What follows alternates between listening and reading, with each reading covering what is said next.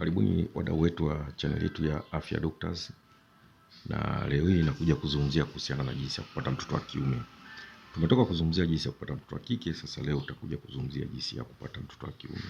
Kupangilia kupata mtoto wa kiume au tunasema male sex determination sio kazi kubwa, ni kitu rahisi endapo utafahamu vizuri mzunguko wako wa hedhi wewe mwanamke, na kwa kushirikiana na mumeo mkawa mnashirikishana katika hilo ili kuweza kujua mzunguko unaendaje haswa. Kama tulivyokuwa tumezungumza katika makala zilizopita kwamba tuna mzunguko mfupi, mrefu na wa kawaida. Kwa hiyo inategemea wewe mzunguko wako ni aina gani. Wewe mfupi, mrefu, wa kawaida, unaweza kupangilia jinsia. Cha msingi ili kuweza kupangilia jinsia mtu tunamtaka inabidi ujue mabadiliko katika mzunguko wako wa hedhi.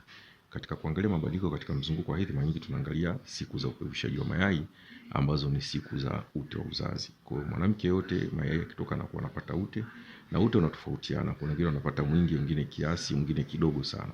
Kwa kila mwanamke ana kipindi chake au ana jinsi yake anaweza kupata ute wa uzazi. Kwa hiyo ili kupata mtoto wa kiume kama nilivyosema ni lazima ufahamu hilo. Kwa sababu ute unapotoka maana yai linataka kutoka, yaani yai linataka kutoka au yai limeshatoka. Na ute uko aina tatu, kuna ute mwepesi ambao unachukua siku 2, mwanamke anahisi majimaji pale ukeni au nyevunyevu katika kile kipindi cha katikati ya mzunguko, zile siku za kushika mimba. Kwa lazima kwanza ujue hilo, zile siku zako za kushika mimba. Ukishajua zile siku za kushika mimba, na tayari tumeshazungumzia katika makala zilizopita, ukishajua zile siku za kushika mimba, basi angalia hapo zile siku za kushika mimba, mabadiliko yanayotokea. Utaona ute mwepesi unatokea katika kipindi hicho ambao hujai kutokea katika kipindi cha mzunguko tangu ulipomaliza kubleed. Unaona majimaji mepesi yanatokea ukeni, basi ujue kwamba ni ute mwepesi unaanza, na wenyewe unachukua siku 2, alafu siku ya 3 utaanza kuona ute wa kuvutika. Sasa unapotoka ute wa kuvutika maana yake yai limetoka linasubiri mbegu. Na yai linachukua masaa 8 mpaka masaa 12 likiwa na nguvu kabisa kurutubishwa. Baada ya masaa 12 linapungua nguvu. Kwa hiyo mwisho wa siku baada ya masaa 24 linakuwa limesha expire, limeshapoteza ubora wake. Kwa unachotakiwa ni kwamba mama anapoona ute wa uzazi ndipo anapofanya tendo la ndoa. Kwa hiyo ili kupata mtoto wa kiume usifanye tendo la ndoa mpaka siku unaona ute wa kuvutika.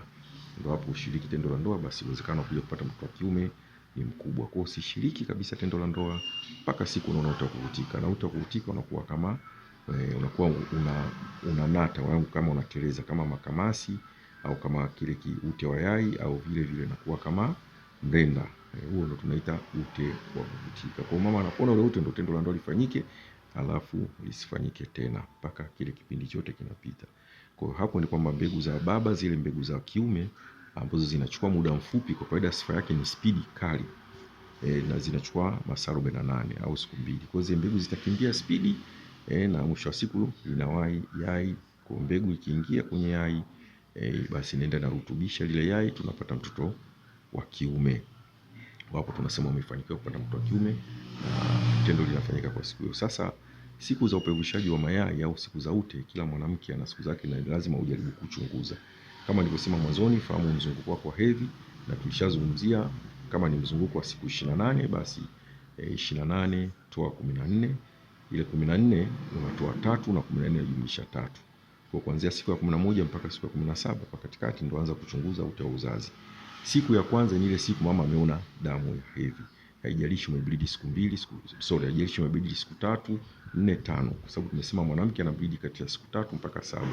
Ukienda chini ya siku 3 ni tatizo, nenda kamuone daktari, na ukienda zaidi ya siku 7 ni tatizo, nenda kamuone daktari. Kwa siku zako za hedhi ni siku 3 mpaka siku 7. Kwa siku ya kwanza ni ile ambayo damu ya hedhi inaanza. Takwimu tunahesabu siku ya kwanza, unahesabu mpaka siku ya 11.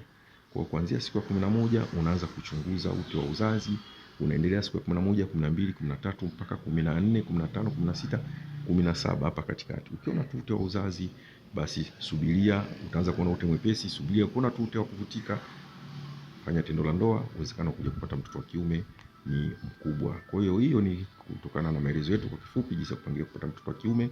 Lakini kama utakuwa unahitaji maelekezo zaidi, basi namba yetu ni hapo chini 0713350084.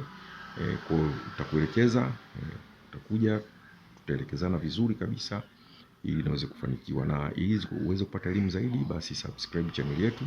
Lakini pia ni vizuri ukashare na mwenzio elimu hii ili naye aweze kuelimika na ajue wapi pa kuanzia. Kwa lengo hasa ni kujua wapi pa kuanzia. Siku njema.